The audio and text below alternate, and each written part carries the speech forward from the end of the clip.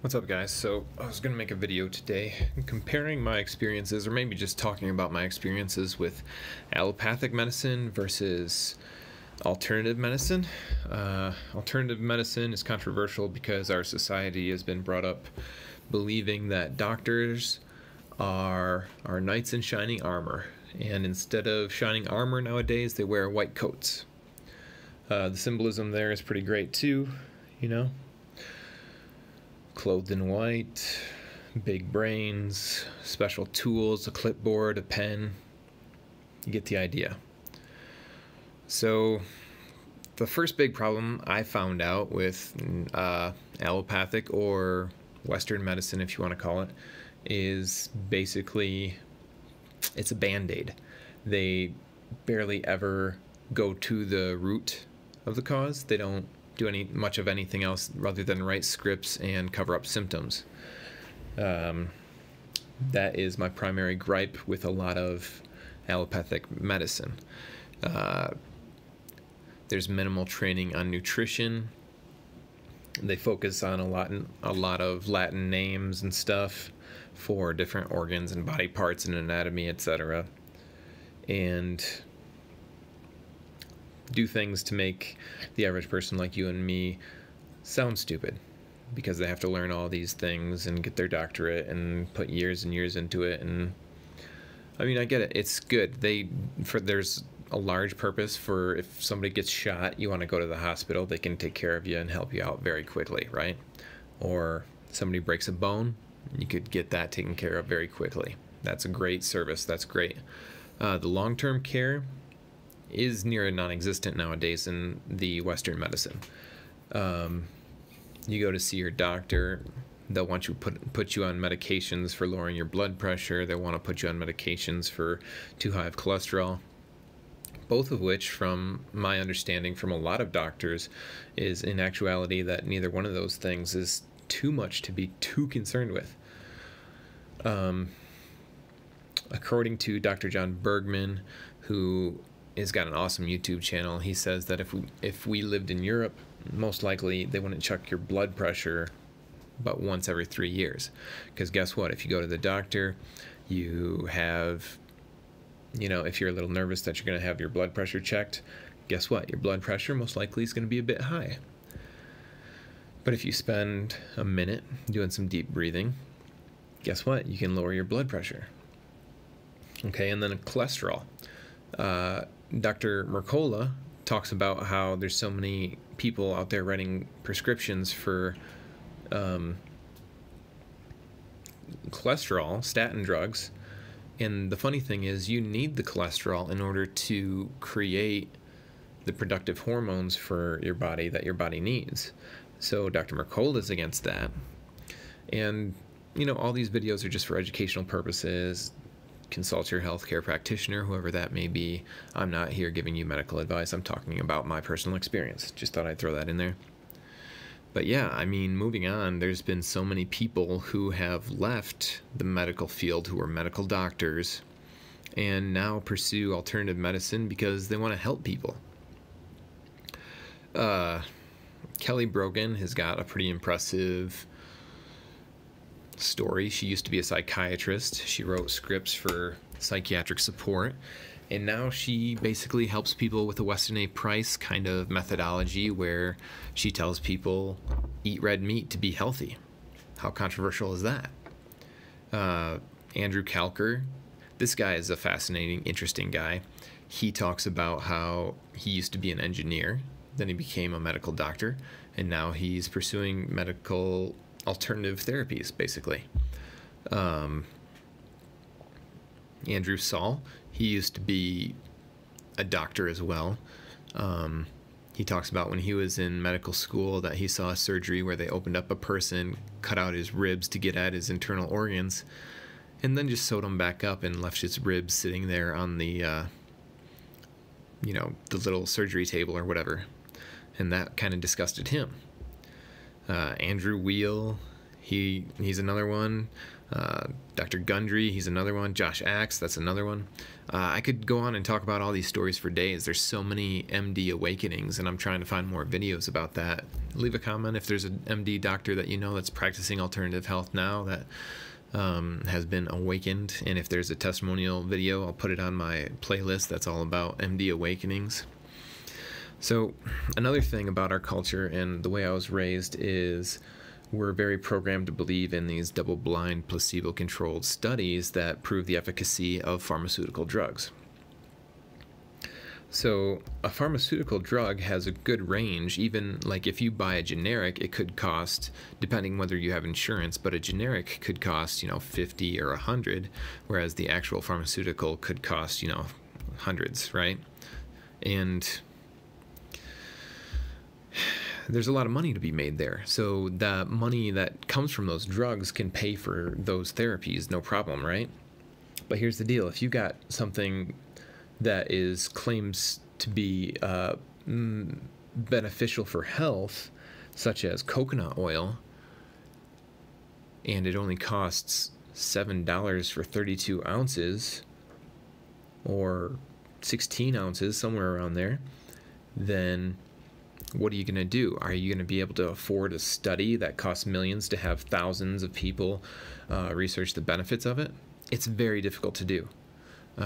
Bruce Fife, he's got the Coconut Research Institute, I believe is the name of it.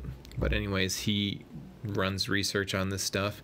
The thing is, it's very hard to find the finances for these things. Like if I wanted to research the benefits of parsley, parsley's so cheap. It's really hard to come up with the money to pay for a placebo-controlled double-blind study for parsley.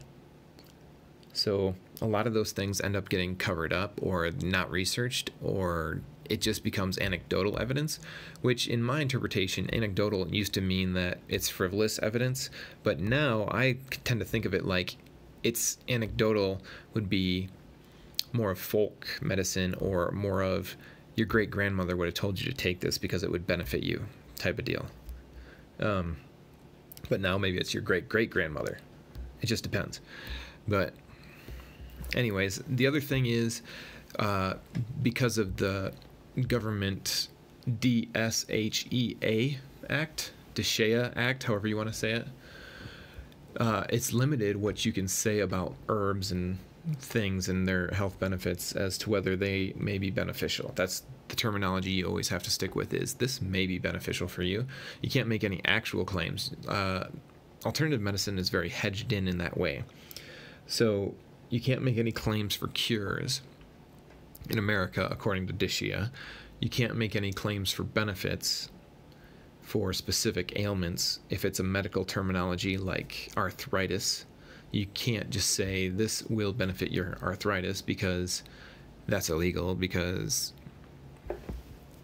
this is the system we live in. I mean, I could go into more detail on a different video or whatever, but yeah, you can't go into that. So then the only thing they really allow you to do is testimonials. And you got to talk about how this benefited XYZ persons or yourself. And then that's easy to discredit because you're different than everybody else, And so it's really hedged in that way. Because then the people on the pharmaceutical side will tell you, well, you can't just take somebody's word for it. You can't just take testimonials. And I mean, I hope I'm clearly laying out this paradigm where alternative medicine is so hedged in. And a lot of people don't want to believe that our medical system is a for-profit system and based on big pharma making as much money as they can. So then it becomes very controversial where, it's like, are they actually shutting down cures for things? Are they actually hushing up cures for things? And I've said this before in some of my videos. It's like nothing is going to cure anything. You can't get anything to cure anything. The magic of it all is if you give your body the right building blocks, I believe it can cure itself, right? Because let's face it, it's the body that has to utilize the things, and then you also have to get rid of the things, say the toxins, get rid of those things. Which is funny too, because one of my more popular series is Coffee Talk, Coffee Enemas. And that deals with a very controversial or far skewed, like really crazy idea of we have to clean out our colon, right? Which I was on that controversial side where it's like, okay, that's not good because you need probiotics in you, right? But the more I realized it, the more I researched it, there's histories of every single culture besides ours cleaning out their body in such a way. So it's the right response by our society. Our programmed response, I should say, is that, well, that's just crazy. It sounds ridiculous. And I was there too. I totally understand that. I mean, so it's interesting that a lot of the different pharmaceuticals out there, or say even the flu shot, if you read the fine print, the flu shot actually says it's not proven to stop or prevent any sickness or illness. So why do you get it? I know in my life I've gotten like one flu shot. And the bottom line is there's so many other things out there that I believe strengthen your immune system that you don't need to get a flu shot. And it's messed up because if you get a flu or a vaccination and you have a negative impact, you actually can't sue the place that actually created the vaccine. It was a Vaccination Protection Act or whatever. And it just doesn't make sense that we would have a Vaccination Protection Act that would protect vaccination companies. It's like they should be making products that are safe, especially if it's in the medical field where the rule is first do no harm, according to every single doctor's oath that the Hippocratic oath that they took.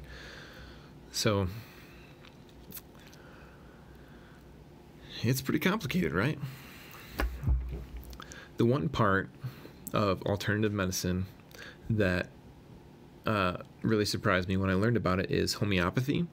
Homeopathy is the practice of treating like with like, and it basically uses vibrations or frequencies, which I talked a little bit about this, but I was talking more about sound in my previous video on frequencies.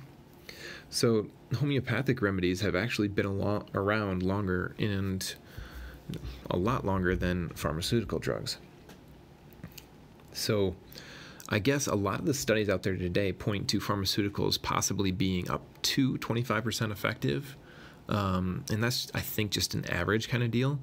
Whereas homeopathic remedies, the tests that I've seen and the studies that I've seen said that they're up to 50% successful. So homeopathic remedies are interesting since they got onto the scene before a lot of the other things. They were governed by different laws, and they haven't reversed those laws from my understanding. Which means if you go to a homeopath, then they can say, here, you can take thuja for fever or, XYZ. Like, they can actually say this homeopathic remedy can cure or help, and then list an actual medical condition. So it's funny because they were on the scene before these things. Dishea is different for them. It's a different type of understanding, different type of, I don't know if I've got the right words for it. But yeah, it's also interesting to me about belief. So some people, placebo, if you want to call it placebo effect, but healing is predicated on belief. I know so many people who have said such things, and I've encountered them, and a lot of them either believe they were going to be healed, or a lot of them believe they couldn't be healed. And it's interesting that some people are like, well, I just got to listen to the doctor and what the doctor says. And doctors make mistakes. Everybody makes mistakes, right? That's another thing that we could talk about in another video. But anyways, as far as alternative medicine, it has really benefited me in so many ways for helping me.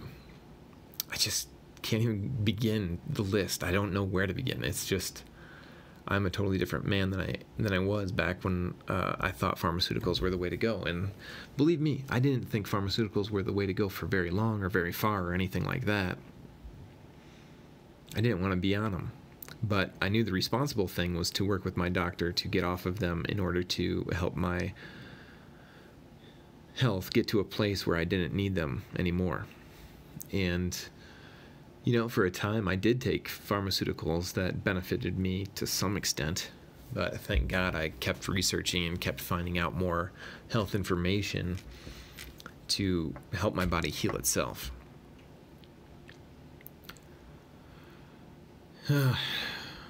Okay, well, this has been kind of an all over the place kind of video talking about natural health versus alternative health.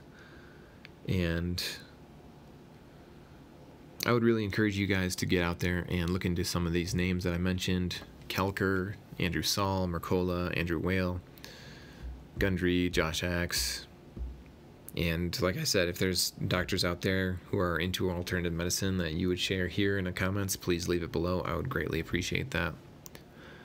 But anyways, guys, stay healthy.